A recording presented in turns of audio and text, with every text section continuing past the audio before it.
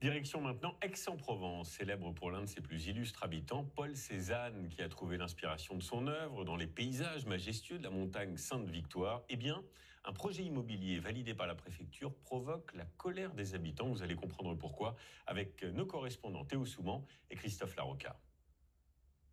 Sur ce plateau arboré face à la montagne Sainte-Victoire, l'artiste Paul Cézanne a très souvent posé son chevalet.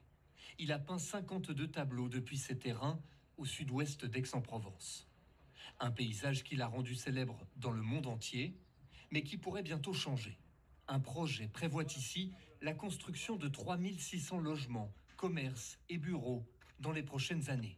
Sur place, plusieurs associations sont vent debout. Si on ne voit plus les paysages que c'est là, le visiteur ne verra plus que la moitié du paysage, à savoir Sainte-Victoire. Cet endroit est un lieu essentiel parce que c'est là où Cézanne a peint. Et donc c'est essentiel de conserver les paysages et les motifs que Cézanne a peints. Pourquoi détruire quelque chose qui est d'ores et déjà un patrimoine essentiel à la vie urbaine, à la vie locale, et vouloir le gommer?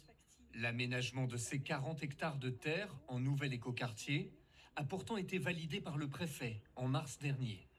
À Aix-en-Provence, ville natale du maître Cézanne, où se loger est devenu très compliqué, ce projet de construction divise les habitants. Je pense que c'est une bonne chose que la ville puisse évoluer. On peut faire des musées, on peut représenter ce qu'a fait Cézanne, mais il y a plein de points de vue où Cézanne a pu peindre. Donc, si ça pouvait faciliter le logement des gens, c'est super, mais pas au détriment de la culture, de notre histoire.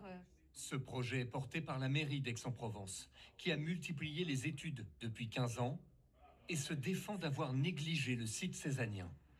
L'étude préalable menée par les experts cézanniens dès l'origine du projet a servi de base et a été intégrée par les architectes. Il faut prendre en compte à la fois les nécessités de développement d'une ville pour ses habitants, l'impossibilité de la transformer en musée total.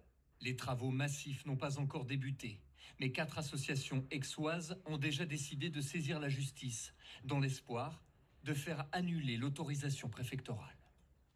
Autre grand